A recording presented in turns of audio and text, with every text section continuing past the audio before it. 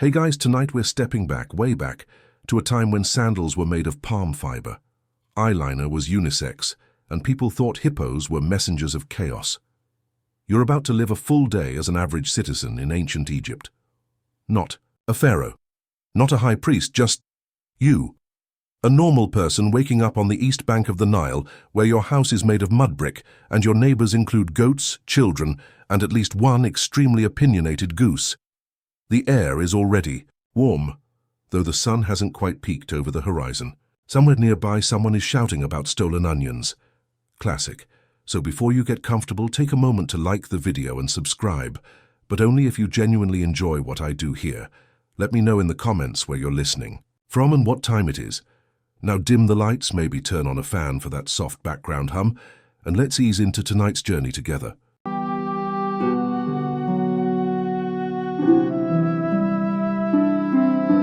You're standing in the middle of a dry green field, a place that from a distance looks like a giant burnt carpet.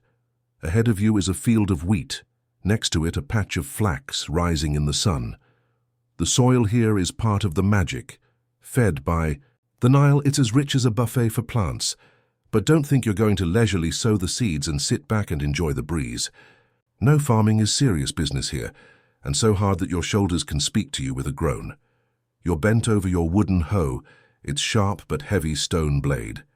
With each dig you feel sweat trickling down your back, soaking into your linen, sticking like sugarcane syrup spilled on your shirt. The sun is high in the sky. The air is starting to thicken. There's no sunscreen, unless you count the kind made from crocodile dung mixed with oil. No kidding.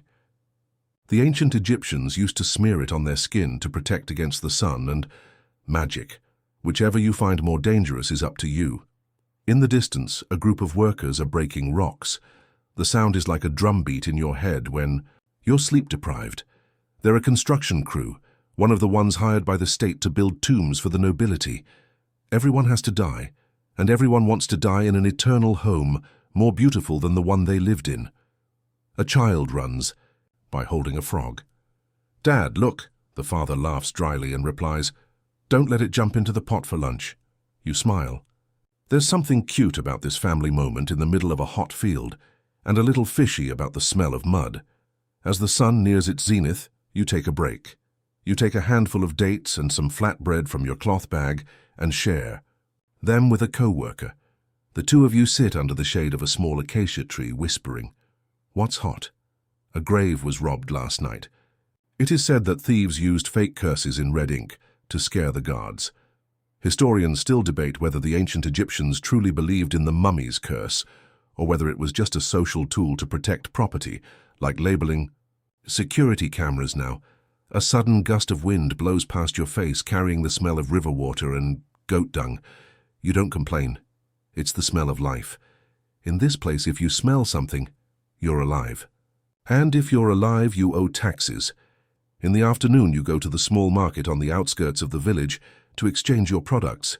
There are no coins here. You use objects. A bag of rice for an oil lamp, a basket of dried flax for a new pair of sandals. You even see someone arguing fiercely about how much a chicken is worth in dried fish. The judgment is made on the spot.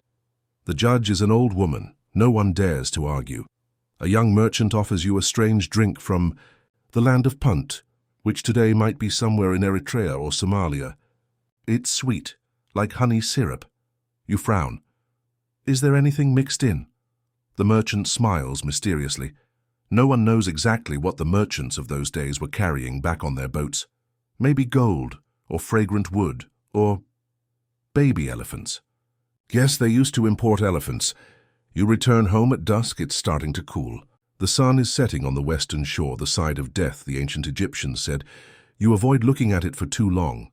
Not because you're afraid, but because the light makes you sad. It's like when a movie is about to end and you haven't learned the name of the extra. You sit down in the yard, washing your hands again.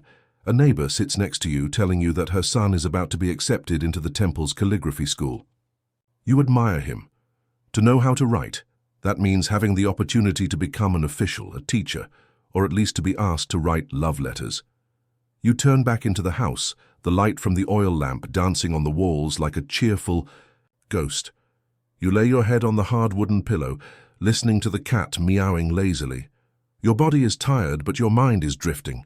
You think of the story of the peasant who wrote a letter of complaint to the high priest, describing in detail every injustice he had encountered. The letter was long, angry but polite.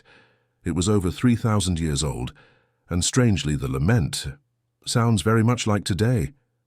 You sigh. Another day will start soon. And who knows, maybe tomorrow you will be called to work on a new tomb construction site where more diligent hands like yours are needed. But that is for tomorrow.